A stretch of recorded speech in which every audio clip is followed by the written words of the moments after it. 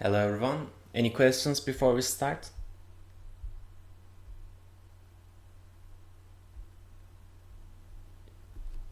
So, Güneş, about the feedback, I guess Mohammed will complete it in a couple of days. And don't worry about the time limits. So, we reschedule the times so that you don't have any drawbacks. So you will have time to do each of the stages, and in the timetable you have, we might change a couple of dates. So that will be it. And so I'm also going to, no problem. So I'm also going to summarize what you need to do for each of those stages with some examples. So today actually we have, if you look at the lab homepage for this lab, we have a different database, but this is actually the database from lab 2. So remember, in lab 2 we had a database where we had users, and users were teachers and students. We had courses, students were able to enroll into courses, and this is the same database with some more data in it. And we have this Jupyter example. It is more like a complete example. If you open it up, this actually contains 3 different scenarios in it, and we will look at these scenarios and talk about how to design such a thing. So that will be it for this lab. And actually, let me also give you some information about the upcoming stages.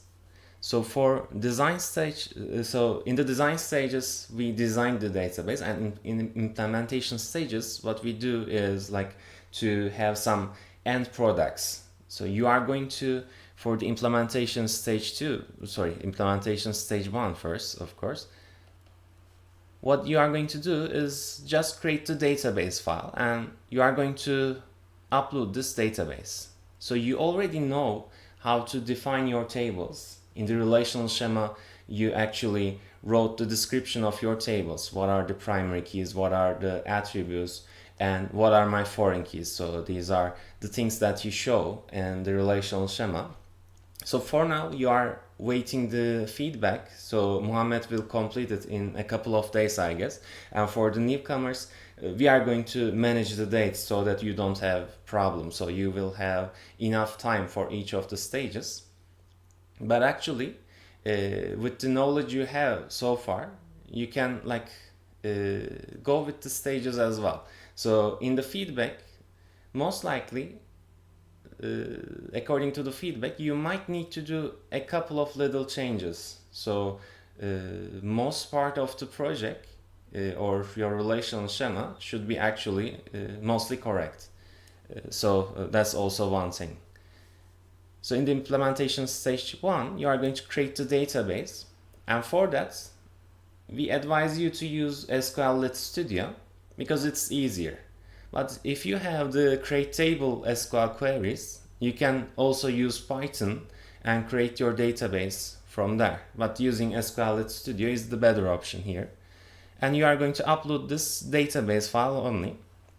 And on the lab schedule, we actually reserve dates for implementation stages. In the regular way, what we were doing was for implementation stage 1 actually, since you are going to upload the database file, we were checking it without a need for you to come here. So the database file is already explaining enough. But for the implementation stage 2, in that stage, you are going to actually create one of the scenarios. So in the functional requirements, for each of the topics, you have 3 different scenarios. And in implementation stage 2, what we want is you to choose one of these scenarios. So in here, one scenario, and implement it using Python and PySimple GUI. So we want the graphical user interface for implementation stage 2. But it is going to be only for one of the scenarios. And for the final demo, you are going to implement all three of them. So this is again using Python plus PySimple GUI. But remember, if you know some other library to create the graphical user interface, that's okay for us as well. But you are going to use Python, and SQL-led tree library is like again what you need to use to interact with your SQL-led databases. So this is somehow a summary of the remaining stages of the project. So any questions about these? So in implementation stage 1, create the database file. In implementation stage 2, start creating the Python code. And in here you can use the Jupyter Notebook, or you can just use any other Python interface. So like some of you had experience with Spider, you can use that.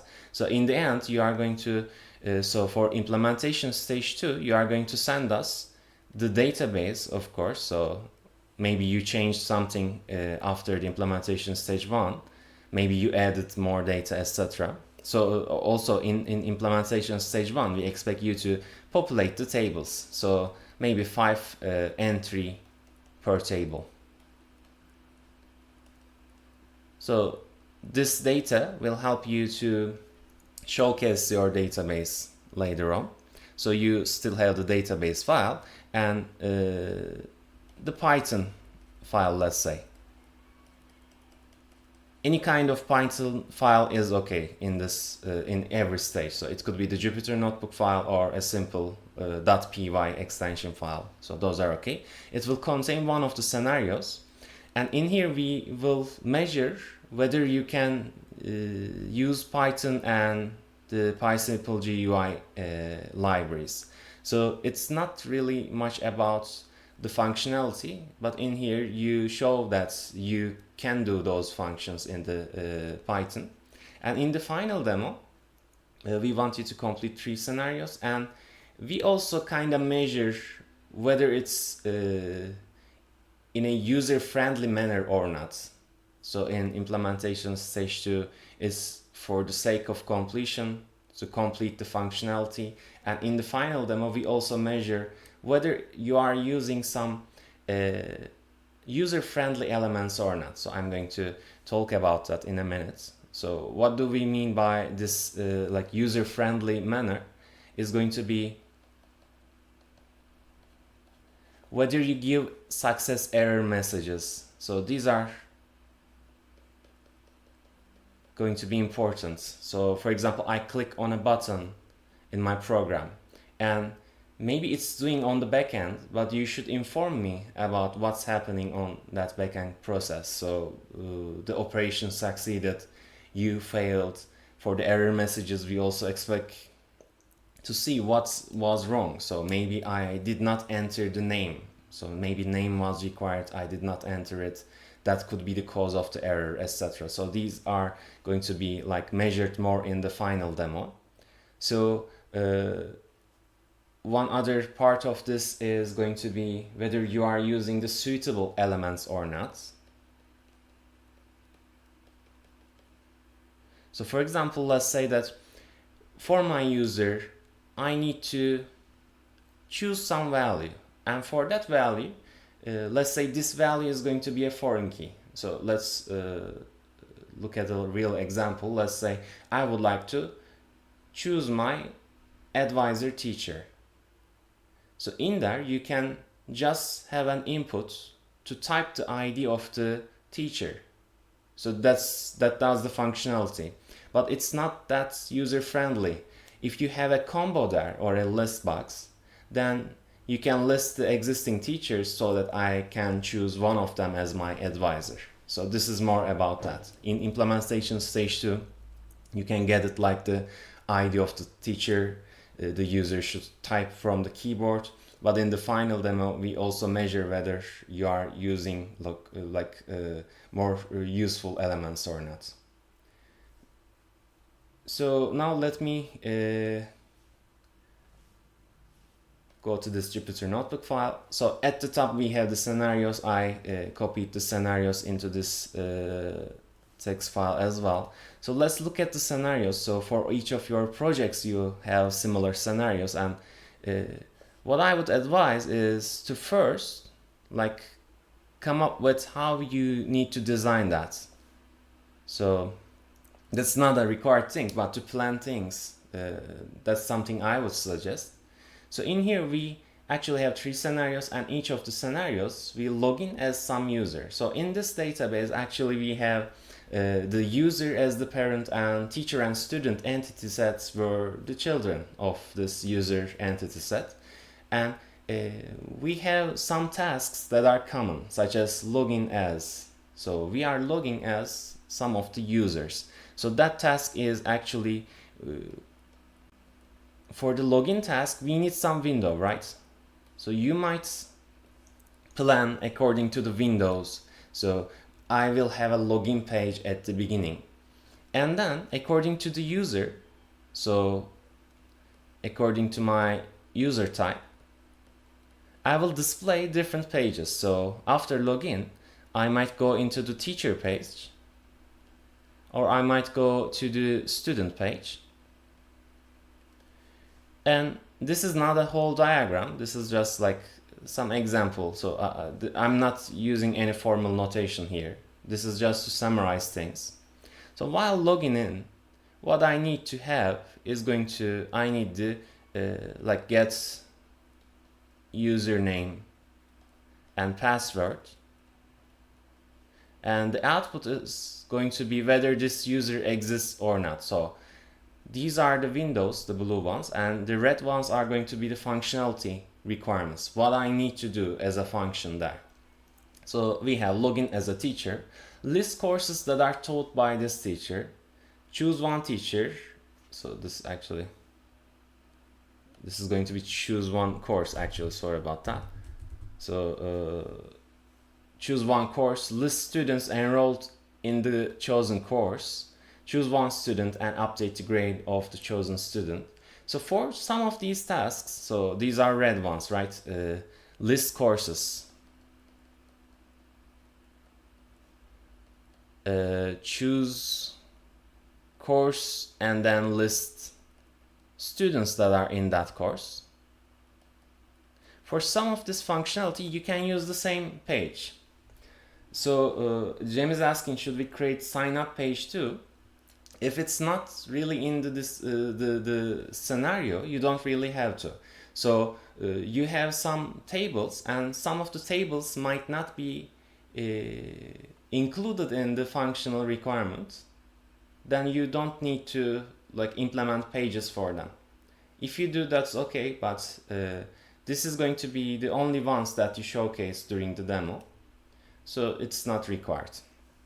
So for example, we have multiple functionality, and for that functionality I can use the same window. So in the teacher, after displaying the teacher menu, for example, these are showing the menus of such users, I can have a course page, and in that course page I can do the listing courses and choosing a course and listing students in that course.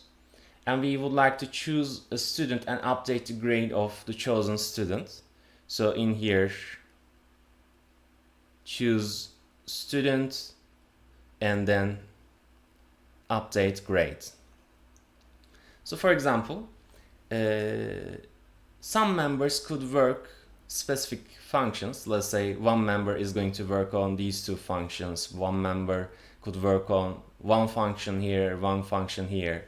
One of the members could be responsible for the general flow of the things. So whenever I get the correct user, I need to look at the user type and then go into the specific page, for example, handling the pages from where I go to where, or within that page what I display. So So let's say in the teacher page, I have a list of buttons, let's say, to go to specific pages. If I click on this button, maybe I will go to the course page, etc. But in some pages, for example, in the course page, I'm listing courses. So to list courses, maybe I will use a list box here. I will have a list of elements. So what is the name of that list box? So the person that's implementing this function is going to require to know the name of this list box, maybe which button is clicked, so such tasks. So in here, let's continue. Actually, we update the grade of the chosen student.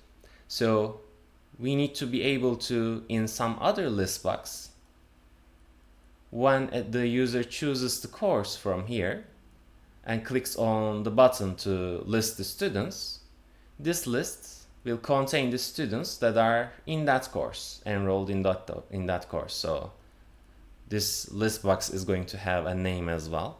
Maybe the user is going to choose one row from here, and to update the grade, what I need to get the new grade. So for that, I might have an input part and another button to update the grade. So this could be the planning to do.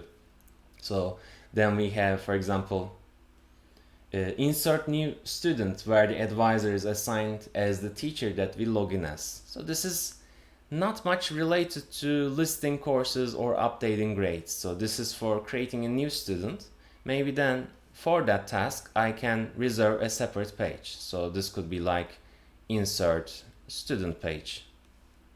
So if you plan it well, then you are not going to miss any of the functional requirements, and the things are going to be fine. So for example, for student, we log in as a student. So we had the login page. So in here, we should consider whenever we give the username and the password, we should find out whether this is a student or a teacher, or maybe the information is not right. So we should consider such things. And for example, in the login page, if the user leaves the username part or the password field, what do? Do I display an error message? Does the program crash? So these things will be important for the final demo. So for the students, we need to list courses of the students, and we also need to list their grades. So while listing, we have a bunch of attributes actually. To list a course in this database, for a course, we had course code, description, and the instructor's TID. So this is the information for a course. I might omit some of the things, but to display a course, which attributes are the meaningful ones? So this is something you decide. And while listing the courses of the student, so for the courses, you might show the course code, the description, but you also need to show the grade. So in the functional requirements, sometimes we say that, okay, you also need to show the grade for this part. Maybe this is like my shopping basket, and maybe you need to show the total amount as well. So if you need to show such things, we write them explicitly. So we list all available courses and choose one course to enroll it. So the first part is about looking at my courses. The second part is about enrolling into a new course. You can have like two different pages for this task, or you might combine them as one. And in the same page, you can also use multiple elements to do these tasks. So those are up to you to decide. Then we are saying, okay, login as a user, but student is a user, teacher is a user. So we are actually saying that for both of the users, this is a common task. And this is about listing the messages or showing the messages and sending message to users. Maybe I have a message page, and that message page is going to be accessible from the student menu and the teacher menu. So for some of the tasks, you might use the same page if there is no really difference between the type of users for that task. So let me actually first show the database, the program that we have here, and then we are going to look at like specific parts of it. So for now, let me just run it. So this is going to be our login window. And let me also actually first say that. So for implementation stage 1, you are going to upload the database, and we are not actually going to use this lab that's next week. So this is reserved whether we might want to bring you to the to the Zoom meeting to show the tasks. But for the database file, you don't need to show anything, right? We can just look at the database file by ourselves. But this implementation stage 2, most likely we may want you to record a video while you are interacting with the database, instead of coming to the meeting and showing it like one group by one. To have a better timing, we are going to actually ask for you to interact with the database, and while you are doing it, you are going to record the video, so we will have some instructions about that as well. And that video is going to be actually similar to what I'm now doing. So let me come back to my login page. So in this database, we first come up with this login window, and in here we expect the user to type the ID and the password. So if the user is not typing the ID, for example, and is trying to log in, then we have this error message saying ID cannot be empty. Then let's say we write some ID. Then if I click on the login button, then it's going to say password cannot be empty. So in that video, we actually expect you to showcase, like if you are giving some error messages, etc., we want you to showcase that. So if there is some functionality implemented, you should show that. So if I write the password here as well, then if we cannot find such a user, then it's going to display this message: ID or password is wrong. So I also printed the users that are in this database here. So I'm going to use one of the information. So for example, the ID is 1, and for that the password is A12. So if I click, now we are able to log in as Josh, and Josh is a teacher in this case. So these are the teacher accounts and these are the student accounts. After clicking on the OK button, now I'm inside the teacher menu or teacher homepage, let's say. So if you look at here, we actually in the teacher page have the course page. So that's for grading the students. We have a link to the message board, and we have a link to the insert new student page. So maybe let's start with this grade students functional requirements. So maybe I can keep this on as well. So I'm following this step by step. I log in as teacher. I would like to list courses that are taught by this teacher. So if I click on the grade students, so that's the page for that. And in here, I'm listing the courses that are taught by this teacher. So this is not all of the courses. These are only the courses that are taught by this teacher. And I don't really need to have a separate page for this task. I'm just listing them here. That's okay. So whether you list them on a separate page or you list them in your combo while you are selecting something, we don't care about that. So that's something you decide. So for example, I'm choosing one of the courses here, and then I would like to list the students enrolled into the chosen course. So I'm going to click on this list students button, and these are the students that are enrolled to that course. And for these students, like I can maybe I might just show their names, but I'm showing multiple things, multiple attributes, and these are like the ID of that student and name, surname, and also the grade of that student. So I'm getting these information from the enrolled table, and the grade was not required. So for some of the students we did not enter the grade yet, but for some of them we entered the grade. And if I choose one of the students, I can change the grade of that student. So let me click on the update grade button first. I need to choose a student. So this is my error message. So let's say I would like to enter the grade of Diane. So let me click on the update grade button again. It's going to say, please enter the grade. I need to enter some valid grade here. So if I just type a random string, then it's going to say that okay, the grade should be numeric. So let me write a numeric there.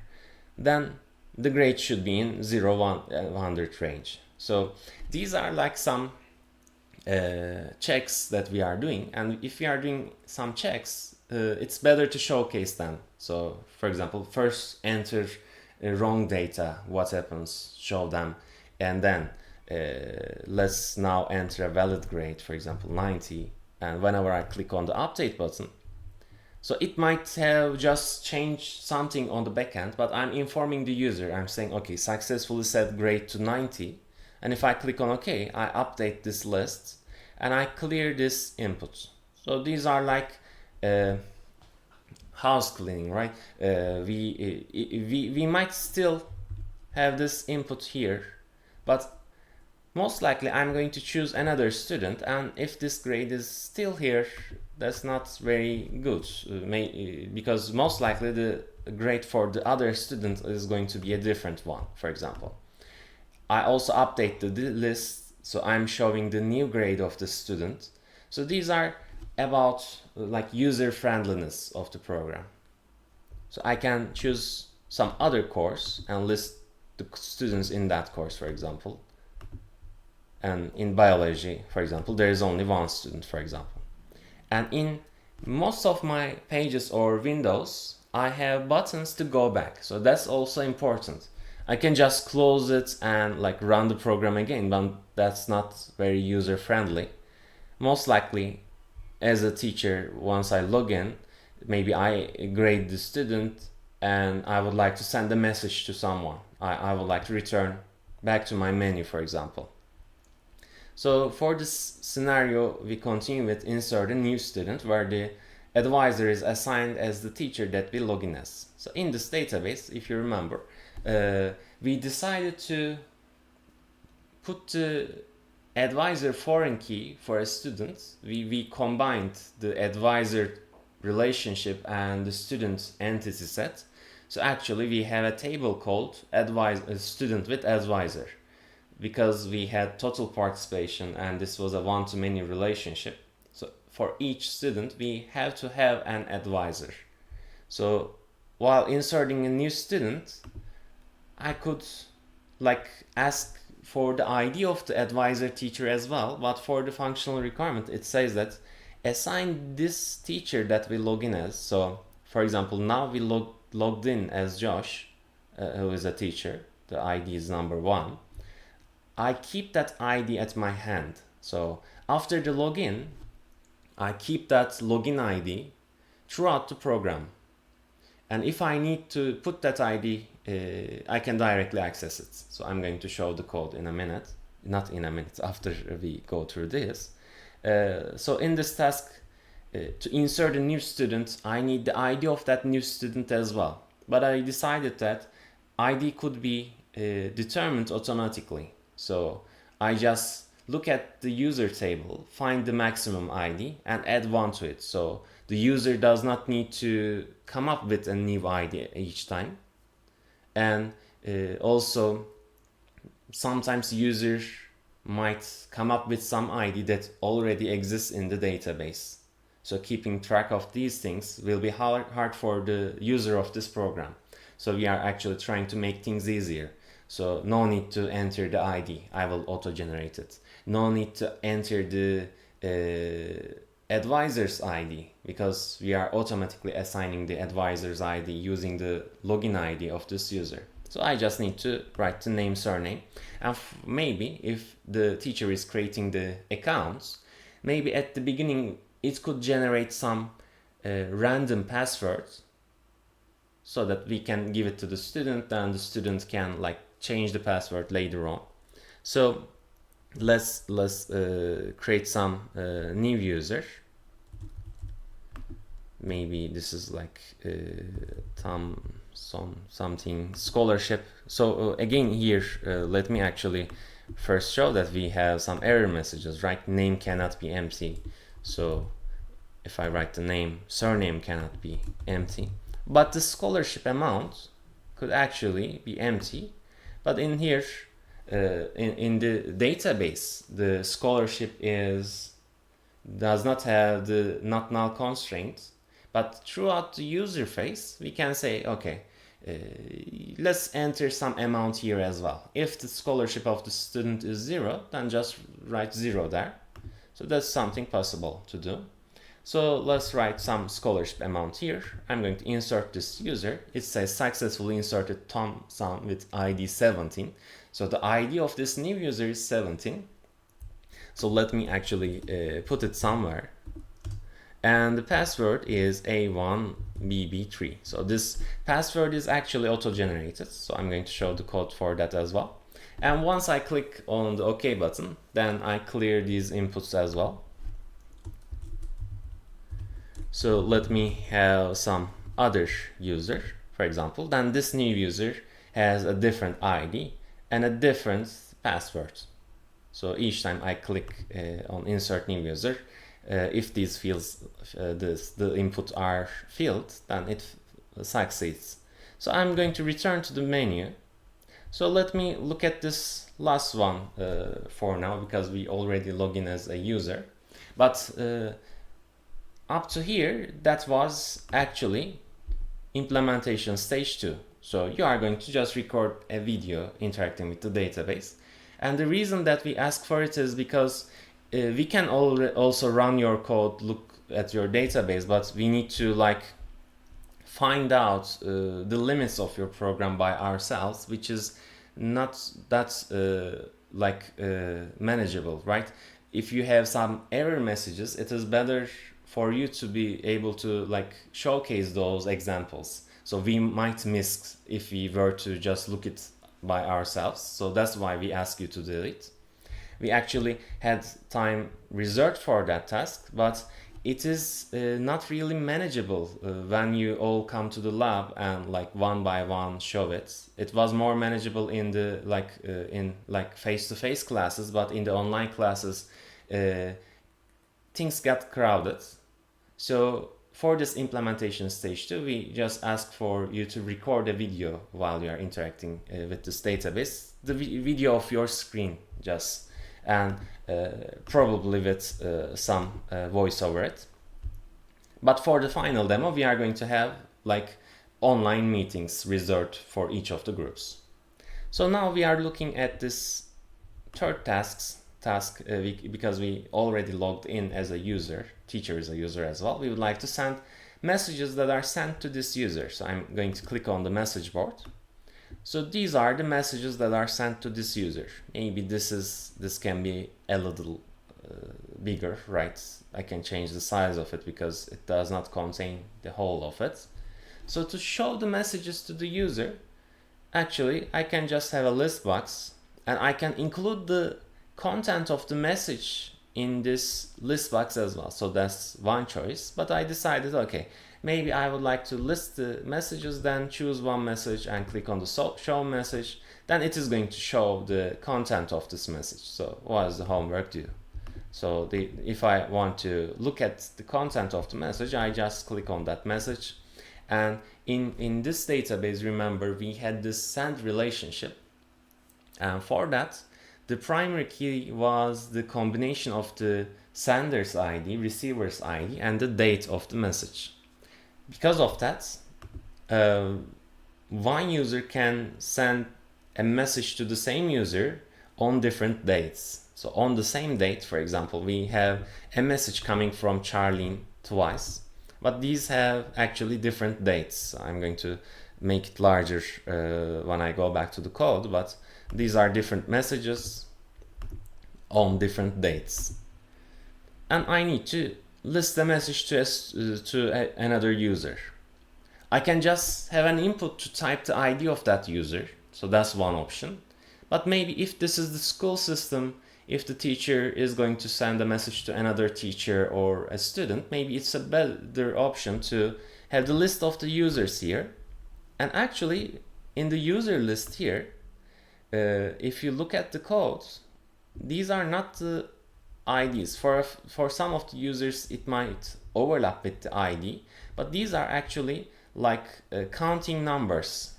For me to choose one item in an easier manner. So for messages as well, so this 1, 2, 3, 4, 5, we give some order number to those messages, then it is easier to find out which one is selected.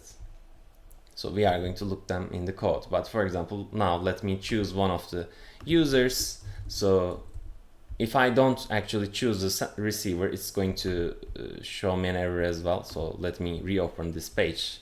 So I'm trying to send a message. I need to choose a receiver first. Let's choose Charlene, for example. If I try to send the message, I need to write the message as well. So let me write, hey. So if I try to send it, it says successfully sent. So if I click on the OK, it will empty the message as well. But if I try to send a message to the same user again, it's going to say that, okay, you already sent a message to Charlene on this date. So this is some specification for this database. It's not really a realistic example, but this was the requirement, so that's why we included that. But I can send to a different user today a new message. But so I sent the messages, right? But did the users really receive the messages? So that's one thing I might showcase as well. So I'm back into the login window. I logged out. And remember, we send a message to Charlene. So let's log in as Charlene, for example, to show that the thing that we send is actually there. So I log in as Charlene. If I go to the message board, so in here I see that, okay, Josh sent me a message saying hey.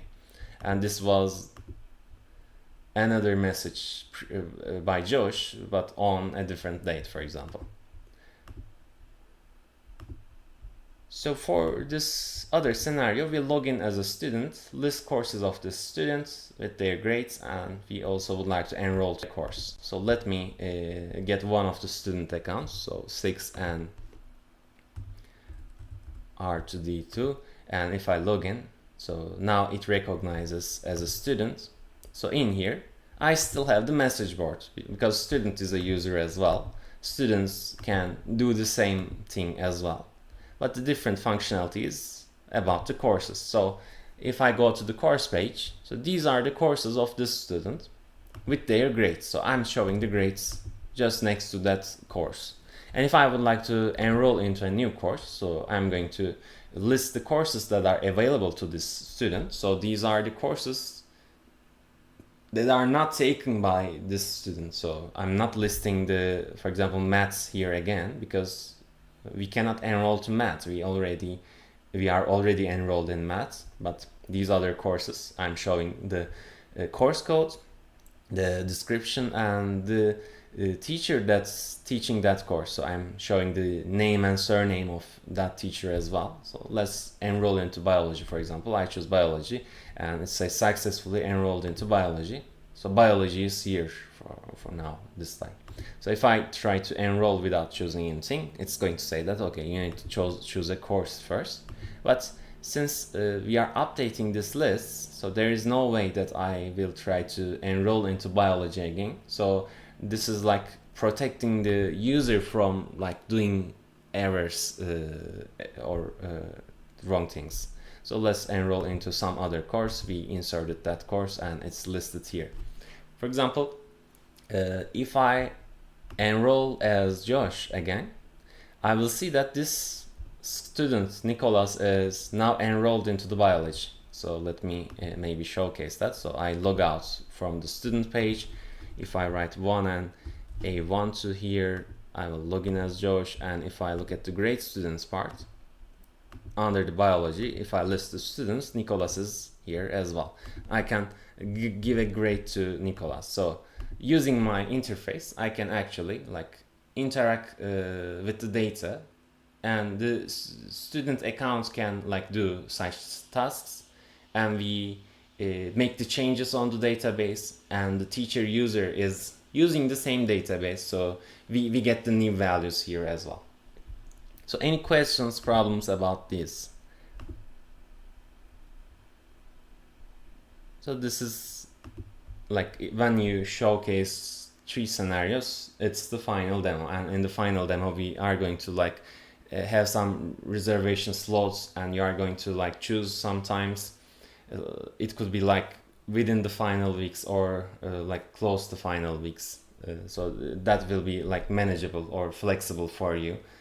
So don't worry about those. But you are going to like join to the meeting as a group, and you just show the scenarios using your database, and that's going to be it. So now let's look at the code for this one. So in here we decided to like keep similar things together. So we have this import part at the beginning. We connect to the database. So it's named as lab6db. So that's actually on the lab homepage. So the database and the Jupyter Notebook file or the py version of the code is there. And then we have some global variables. So these variables will be used by different windows. And this is going to be like closely related to the user that you log in as. So it's going to be the login user's ID, name, and the type of the user.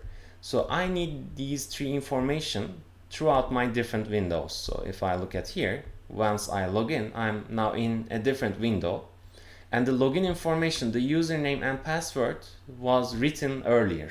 So actually, I need to keep some information at my hand. So those are going to be kept as global variables. Then I have a bunch of window functions. To create the windows, I have functions. So for each of these rectangles here, there is going to be one function. And in that function, we decide which elements that we are using. So to give information to the user, we use text. To get keyboard input, we use the input element. To have functionality, we are using the button element. So we looked at each of these, and window functions are going to return that specific Windows reference so that we can like close it and then change it. So we have a window teacher, window student, window enroll. In some of the windows, we need to get information from the database. For example, to be able to put my courses into the list box, I need to know my courses before. So because of that, for some windows, at the beginning we interact with the database. For example, we have a list, empty list of courses, then we execute this query. And remember, we had some global variables. So login user ID is guaranteed to be filled when I'm in the enroll page. So at the login page, I decide the login ID, and then later on in the student's enrollment page, I can use this information. So this is something you need to communicate if you are like dividing the work among the different members of the group. You are going to say that, okay, you are going to implement such a function, but in that function, I'm giving you the login user ID. So you will have access to this information, and with this information, find the courses of the student. So then I have my SQL code to do that task. I join enrolled and course tables. So in the enrolled table, I know which course I'm enrolled to, but the description of the course is in the course table. I also need that course tables. I would like to show the description of the course as well. But the grade is in the enrolled table, and my condition is for SID in the enrolled table to be equal to this parameter that I'm passing, that will replace the question mark. So I append such students into my list, and I need to know the available courses for this student as well. So since I decided to combine these course listing and enrollment operations on the same page, for this window enroll, I need to know the available courses for the student. So this is going to come from the course table, but I decided that, okay, let's also show the name of the teacher who teaches that course. So therefore, I also join it with the user table. I bypass the teacher table, because if an ID is included in the course table as the instructor TID, then that's guaranteed to be a teacher. So I can just join the instructor, I can just join course and user tables through instructor TID and ID of the user. So I would like to list the courses that this student is not enrolled into. So I am saying here, okay, the course code should be not in this subquery. And in that subquery, I have the course codes for this student. So in the enrolled table, which courses this student is already enrolled to. And the courses that I get here should be not in this subquery. So I append this into the available courses list. And then in my layout, I put them into the correct item. So I have a list box here showing the courses, and I have a combo here showing the available courses to enroll into. And for example, in the window grade, so that was for a teacher to grade the student, what I have is the list of courses of this teacher. So with a similar query, this time I still have the login user ID, but if I'm in this window, then I know that this is going to be for a teacher. So I'm using the login user ID for a teacher related task, and I'm displaying the window. And this is for creating a new student. So we have some information to the user with text items, and we get the values using the input elements. And we have the message window.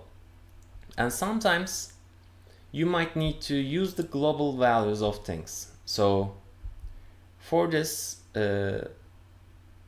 actually we set some global variables to use later on. If some button needs to have the value of things, then you need to, like, if you are dividing the parts like this as functions, then you might need to use an existing item. You might need to reference an existing item. In that case, since we are using different functions for that, we decided to make them global variables. One other option is passing parameters. So you can return these values to the main part, and in that part you can give the related objects to the functions. So in here, in the window message, we need to have the message list, and we are keeping the contents in a different list. If you remember, we decided to not put the message content onto the list box. We were choosing a message and displaying the content on a pop-up page once we choose one of the messages. So actually the reason for these two global variables is that. So while displaying for the content, for example, I need to have a reference to the content in the button click. So these are used whenever we click on the button show or show message button, and it is going to call the function called button show message. So we are going to look into that function, but to create a window message, we are giving some order numbers to the messages that are received by this user. So I'm using the login user ID for the receiver's ID, and sender could be anyone. I'm joining the user table with the send table to display the names only. If I were to just show the sender's ID, I don't need the user table, but it's more useful if I display the name as well there, because we don't really remember IDs, but we remember people by their names and surnames, for example. We assign an order number, and this order numbers actually are not related to the ID or the primary key of this entries. So this is some ordering that we assign. So that's actually some ordering we have in the list. So for example, I'm appending this message into the messages list, and I'm appending the content to a different list, because I'm going to use a list box to show this messages list. In the list box, I would like to show the order number, name, surname, and date for that message, but I don't want to display the content. But I'm keeping the content in a global variable called content. So this is a list, right? I have the content list as a global variable. Then if the user chooses something and clicks on the button, with the button clicks function, I can display that message. So now let's give a 10 minutes break and then we will continue. If you have any questions, you can ask.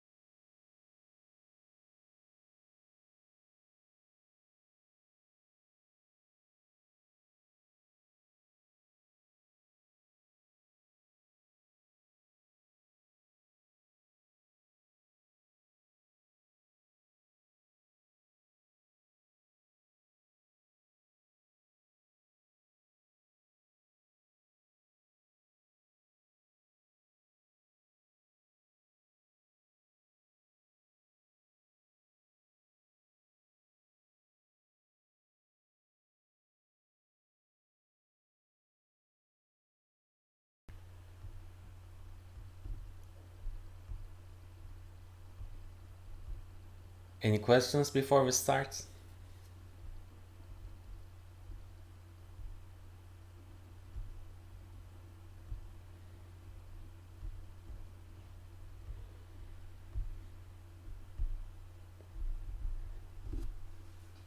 So in this message window, if you remember, we would like to list the messages of this user, and actually we decided to keep the content on a different list. So that's why actually content is global, and this user IDs is also going to be global, because while choosing the users, instead of giving the ID of those users, we actually assign some order numbers. So while displaying something, you might decide to use ordering numbers to keep some primary key information away from the user. So actually in the window message, so let me fix one thing. So for the messages, we decided to have a larger list box size, right? If I run it with 1 and the information for Joshua's A12, if I log in as this user, if I go into the message board, in here you will see that this 1, 2, 3, 4, 5 is just an order number. And if you click on the receiver part, if you look at, we are actually just projecting all the users, but we assign different order numbers for each of these users. For example, for Charlene, it's not 2 but 1, because we are Josh. We are not going to send a message to ourselves, so that's why we do not list Josh in this list. Because of that, ordering numbers are starting from 1 and showing for all the users. But for example, the IDs of these users could be like the school ID, so it could have been like multiple digits. It could be used for logging as a user. So that's why in here we decided not to show the primary key of those users. But whenever we choose something from here, the name and surname are not enough to find a unique entry. Most of the time they are kind of unique, but I can have another user with the same username and with the same surname. Then whenever I choose some value from here, I need some primary key actually, right? But we decided to not to show the primary key. That's why we assigned unique order numbers for each of these entries within our program. So these order numbers, they do not have anything to do with the database. But actually these order numbers correspond to some primary keys that we keep away from the user. So the content and user IDs are doing that. So I have my user ID list, and according to the order, each order number is corresponding to one user ID, and each content ID or message order number corresponds to one of the content items here I have in the list. Other than that, we just execute this function. So this is going to get the messages for this receiver, and I want the receiver ID to match with the login user ID. So I'm using this global variable, and in here, since I'm just using it, I'm not setting its value, I really don't need to write global explicitly. So you write global explicitly if you are assigning the value. So in here I'm assigning content to be empty list, and then I append the results to my content list. Because of that, if I don't write global, it's going to think that this is a local variable. So I need to explicitly say that this is global, because I want to access it from a different function. So that's the main reason. But if I'm just using the value, for example, login user ID, and if I'm not setting its value in some other part, then I don't need to say global. It's going to use the global one that we have, like at the beginning of the code. We have a bunch of global variables here that are not in our functions. So going back to here, we also need to list the users that are different than this login user. So in here we say, okay, the ID of this user should be different than the login user ID. And in here, while appending to the users list, we keep the user IDs on a separate list. So in here I give the order number. Because they are ordered, given an order number, I know the corresponding user ID entry here. So this is a similar thing with these messages. So I append the information about the name, surname, and date here, but I append the message content on a different list. Then we have the layout for this message box. Then we have functions for buttons. But before that, maybe we can look at the like the main loop. So anything so far was functions. We connected to the database as well. And then we start by opening the first window, which is the login window. And while our loop on goes, what we do, we get the events and values from the window. And according to the event, we do different things. So if we click on the login button, we call the button login function. And since this button is, or this function is going to need the values, we pass the values to the button functions. So you can use different approaches. You can keep values global as well. So that's something you decide. While grading, we are not going to look at your code. So we are going to just look at the functionality, how it's used, whether you are able to interact with the database or not. So we are not going to look at how your code is written. So you can like get messy in the code. So to keep things controlled, we used functions here, but you can do it without using like separate functions for button calls, etc.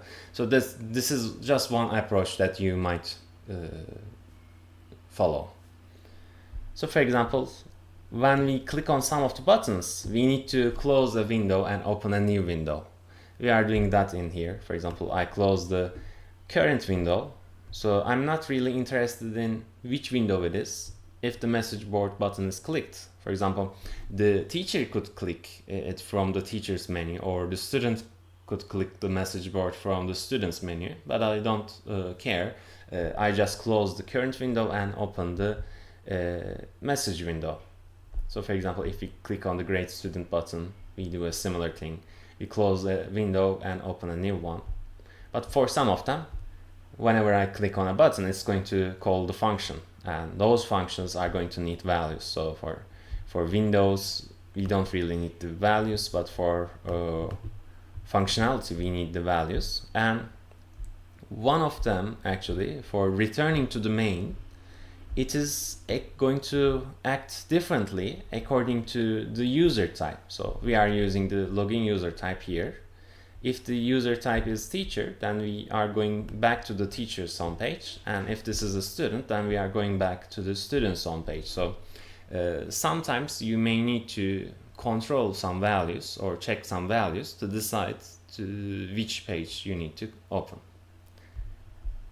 So in here, if you look at, we have a teacher user, student user, and an else part. The else part is actually saying that, okay, login user type is kind of problematic. We don't expect to come back to here. But if it happens, so you might put such code into your like design. This should not happen. But if it happens, I will understand that something is going wrong. Maybe I'm changing the value of login user type into some empty data, or something that's not equal to teacher or a student. So such checks will help you. So if we click on the logout button, we are setting this user ID name and type to their not meaningful values or default values, because we are logging out. We don't need to keep this login user ID information anymore. Then we go back to the login page, and if we click on the close button symbol for the operating system, then we just break out of this loop. We close the window, commit our changes, and close the connection to the database. One thing while testing, you can like comment out the commit part so you don't destroy your data in the database. You need to include it to keep the changes, right? and keeping the changes could be at the end. And you can also like have some commit after a bunch of functions. So for example, let's say whenever I click on the insert button, so I'm inserting a new student, after insertion I can commit the changes. So that's one option. So you can have connection.commit function in multiple places. In most real applications, actually commit happens after you have a successful operation. So for example, in the transaction case, we were sending credit from one user to another user. We had to have two insert functions, one after the other, and then later we can actually commit our changes, or we don't commit if one of the queries fail, for example, in such cases. In this code, since like this is an offline database, we decided to have the commit changes at the end, but it has some risks, right? If our program crashes without coming to this code offline, this line, then it's going to not keep the changes. But I decided that if my program crashes while I'm testing, then that means that something is wrong, and maybe I'm trying to insert some not meaningful data. Maybe I'm destroying the database. So while testing, it could be a better idea to uncomment the commit line or keep it at the end. But in the regular usage, actually commit could happen in like multiple places after every insertion or update or deletion succeeds. So if you also see, I have my line numbers, so that's not enabled by default. So if you want to show them, it's like the under view toggle line numbers, because if you get an error, it's going to show the line number, and if your code is huge, then you need to know those line numbers. So that's one thing for the Jupyter Notebook. And then let's look at the button functions. So button login is used for logging as a user. So I write my user ID and the password, and I try to find such user, and then I try to decide which type of user it is. So these are going to be my global variables, and in some buttons functions I have the global variable for the window because I would like to change the window into something else. We already did that before. So if you need to close the window and open a new one within the function, then you need to have the window variable as a global variable. And this login user ID, login username are going to set the values of the global variables. So that's why I need to explicitly write that they are global. We get the values as a parameter to this function. We can use the specific values for the window items. I can get the ID and password. I have my checks here. If something is empty, I display an error message. Then first I need to find out whether this is a valid user or not. So for the given user ID and the password, this UID and UPass should have a matching user. I just fetch one user because I expect one user to exist if it exists. If the row is none, meaning that this did not return anything, then I'm going to say that, okay, something is wrong. You write a wrong information. If it is not wrong information, if it is an existing user, we are going to keep the ID of this user in this global parameter. And we also keep the username to show it in the welcome message, for example. Then we need to find out whether this is a student or a teacher. And in this database, if you remember, in lab 2, we actually decided to name it as student with advisor. So it can be just student as well. So that was for the sake of the example to say that we merged these two tables. But I first try to find a matching student.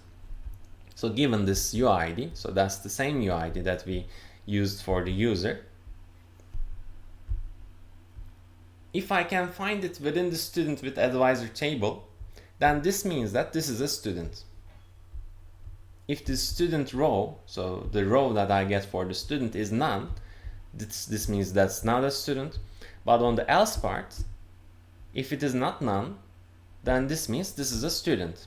If this is a student, I'm setting the user type. I display the welcome message saying, okay, welcome. Then the name of this user, I'm writing student next to it. I close the window, open the new one. If this is not a student, then I still need to check whether this is a teacher or not, right? And in most scenarios, you have like 3 different users, so you need to like do multiple checks. I try to find a matching teacher. If I cannot find a matching teacher as well, then I'm saying, okay, there is some error. I'm displaying the message to the user as well, but I actually don't expect to get into this error message. It will only happen if I'm doing something wrong, because whenever I create a new user, I should assign this new user as a student or a teacher. So in my scenarios, there is no let's say requirement for creating a teacher throughout the user interface, but there is for a student. And because of that, while I'm creating a student, I first create the user of that student, and then I add the ID of this new user into the student table as well. If I were to forget to add the ID to the student table as well, then we are going into this case, right? There is an existing user, but this user is not a student and not a teacher. So that's some problematic case. And if I'm testing the database, I know that there's some error if I go into here. But if the row teacher is not empty, then this is going to be assigning the user type as a teacher, and then we open up the related pages. So the enroll button, it is called in the students page, right? Whenever we try to enroll into a course, and we get the new courses value if it is not empty. If we chose some existing available course, we insert it into the enroll table. So these are the values, and actually for the grade of this new course, I'm not inserting a parameters, right? So I'm enrolling into this course just now. So I insert the course code and also the login user ID, because as this student user, I would like to put the data into the enroll table, but for the grade, I'm just writing null here. So this is like within the SQL, right? This is not within the tuple, so this null is within the SQL, so it will contain a null value. One other option is to write the attributes after the table name, and then you just give those attributes values. So then, after enrolling into the course, I would like to refresh the list of the course that I'm enrolled into. So this code is actually the same. If you remember, we looked into the enroll page, right, for the student. So we were like putting the courses that this student enrolled into. Those are the same lines actually. This could have been a function as well. So if you are like repeating the code, that can be a function as well. Then we update the elements, right? Here we get the available courses list box, and we call the update function. We set its values to be equal to this new list. We also, so this was for the available courses, and we also update the courses that the students is already enrolled into, because whenever we enroll into a new course, both of these lists will change. So this button is for listing the students for grading for the teacher, and like we do our regular checks whether something is not chosen or not, etc. Then what we need to do is to find the students with the course codes that is equal to the given value. So these are like some similar tasks that we already did, so therefore I'm not going into much of the detail of it. But to display the students, we need the student with advisor table, because I need the, for example, so let me look at it. In here, what we need to do is to get the student's name, surname, and the grade. So actually in this one, we get the name and surname information from the user table, we get the grade information from the enroll table, and actually we really don't need the student with advisor table here, but to make sure that this SID belongs to a student, we included it, but we might omit it as well. So that's again some choice that we can do. So this button insert, this could be like a little part of it is going to be something new. So once we are creating a new student user, what we need to do? So we need to have the name, surname, and the scholarship amount. We make our regular checks whether something is empty, is not numeric, etc. So if the scholarship amount is numeric, then we convert it to an integer, and scholarship value contains the integer value. Then I can make some comparisons. Anything I write into the input part is going to be a string. If it is compatible, I can turn it into an integer and then I can compare it. For example, it cannot be negative, for example, for a scholarship amount. Then for the student, I need to find the next available ID. So to find that, I get the maximum from the user table. I'm inserting a student, but I'm finding the maximum ID from the parent table, from the user table, because there cannot be a student and a teacher with the same ID. So for a user, the ID is unique, and we put it to the related table. For example, if this user is a student, we put it to the student table, the ID of it. If this is a teacher, we put its ID into the teacher table. So in here, I'm not getting the maximum from the student table, because actually I would like to first insert it as a user. So these are actually the name and surname is something related to the user table, but the scholarship is going to be in the student table, for example.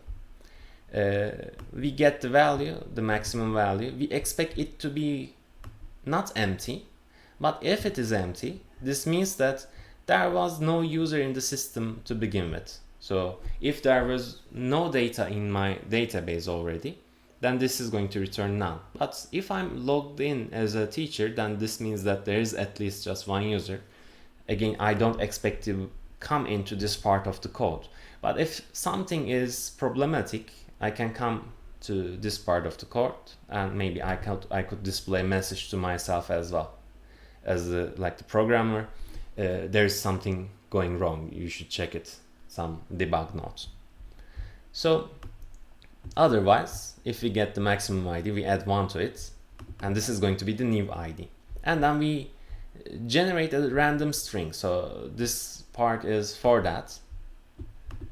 So it is a string function. We join this string to a random choice among this set of elements, and this is going to happen for I in this range. So if I would like to make it larger, for example, if I want to make it 10 letters, I can write 10 here, and these are the options for the characters. So if this is like the whole alphabet, I can put a string of the whole alphabet. I can include like special symbols for my random password. But we are like generating the password here as well. One option would be to like just ask for the value of this password. So that's also an option. But since we are like, maybe we are the teacher, we need to create the account for like 100 students, and then like we don't really need to find a new password for each of these students. We generate them. Maybe we are going to send the mail about the user ID and the password to the students. So that's one option that we might do for like a more user-friendly usage. So in here, then we first insert it to the user table. Then we insert this same ID. So this is the same ID. We insert it to the student table because this is going to be a student user. And for the scholarship value as well, we insert the scholarship value. And for the, let me zoom out. And for the advisor TID, so remember we merged the student and advisor tables. This is a student with advisor. We also have an attribute, a foreign key attribute actually for the advisor TID. And for the advisor TID, we are sending the login user ID So this is the user, this is the teacher that I log in as, and this new ID is the one that I recently generated. We find out from the maximum of the user table. Then we give a success message as well. We clear some of the input elements because we are going to insert a new student probably. So we just clear those fields. So this update grade button is for whenever we choose a student, we would like to update the grade of that student. So these are our regular checks. For the grade value, it should be in this 0-100 range. So remember, if some item is a combo, then it is returning just one value. But for list box elements, it has the potential to return more than one value. By default, it returns one thing, but the difference is that we need to have this zero index access for a list box. So we already talked about it, but that's something like you might forget, and like while trying in your code, you will realize that, okay, it's giving me an error. Why? Okay, if this is a combo, it returns one value. If this is a list box, it returns a list of values. So within those items, you also have tuples, for example. In the course, for example, the zeroth index is going to be the course code. The first index is going to be the description, for example. And for the student, similarly, this is maybe the ID of that student, etc. So the second part is for finding the attribute. But if it is a list box, so for the student, this student key corresponds to a list box. Therefore, we need to have this zero index at the beginning as well. Then we would like to update the grade. So we call the query for it, and then display a message to the user, and then update some of the lists. So if some value changes, and if that value is already listed or displayed in your same window, you need to make an update to update the value to the current value. So for example, in this case, the grade of that student is updated. We would like to show the updated version of the grade. So the button show messages is actually in here.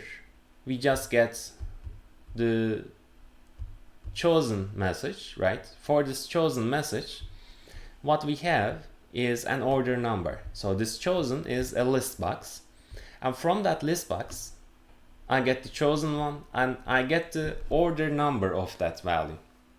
We start ordering from 1. Therefore, to find out the index, we just decrease it by 1. So this is something that converts my order number into the index. And remember, we had the content list. So the content list was global, and we were keeping the message content in that list. If I know the index value, I can directly find the content of it. So I know that button show message, this function is called when I'm inside the message window. So let me find the message window. So that button is guaranteed to be called within the message window. And while creating the message window, I know that I fill the content, and I know that since this is a list box, the user cannot choose any message that's outside the range. So the range is already determined. So therefore, I'm just saying that, let me come back to here. In here, I'm just accessing the value that's in the index. So I'm not really making any checks whether this is in the within the length of my content list or not. Because while giving the order numbers, we were determining the order numbers. So that's going to correspond to a valid index. So this is actually fairly simple. We just get the chosen element. If something is chosen, we get the order number of it. We decrease it by 1 to use it as the index value. And we pass it to the pop-up function. The content of this message will be displayed in this new pop-up window. And for sending a message, what we have this time, we need to choose a receiver. If we choose a receiver, then this time this is a combo, right? The difference is that in here this is a list box, so from the order number I have 2 0 indexes and then I decrement it by 1. But in here the receiver ID is contained in the receiver, it is contained in the user IDs list, but I just get the order number of the receiver. So the combo, from the combo, it's called the receiver, I get the value of the order number, I decrease it by 1, and I use it as the index value for my user ID, and this is going to be the receiver. We should have some message text as well, and then this is like, remember, we in this database we can say send from the same sender to the same receiver on the same date only one message. So if I need to send a message to the same person, that should be on a different date. We find out today's date, so this was again from previous lab, we already did similar things. Then we would like to find out whether we send a message today or not to the same user.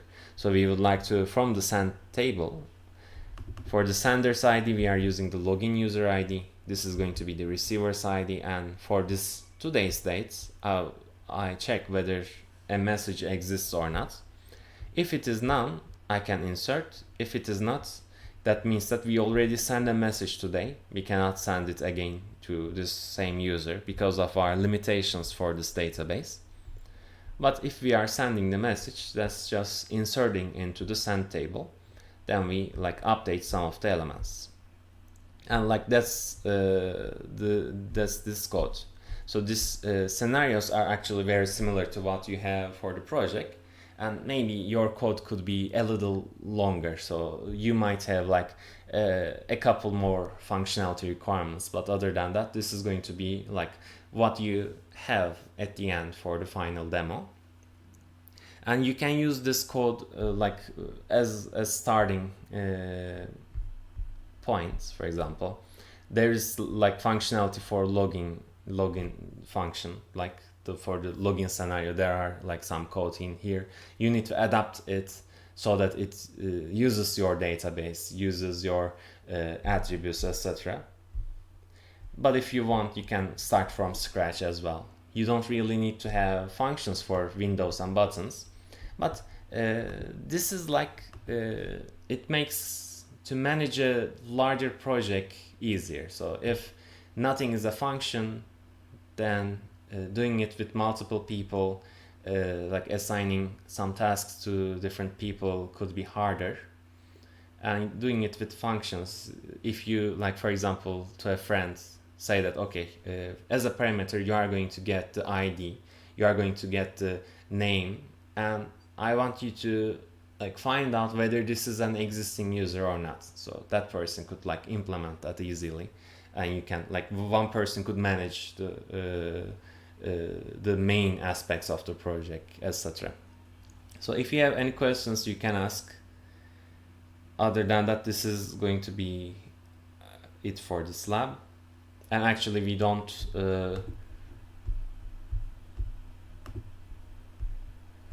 so we don't have a exact lab for these stages. While you are in some stage, if there are some questions, like similar questions, we might have some we might use those hours for an office hour. We are going to announce it. But other than that, actually for these two labs we are not going to do it with a meeting. So for those tasks you are going to upload something on Moodle. But if we think that you need to have a meeting, so we are going to arrange a meeting for those.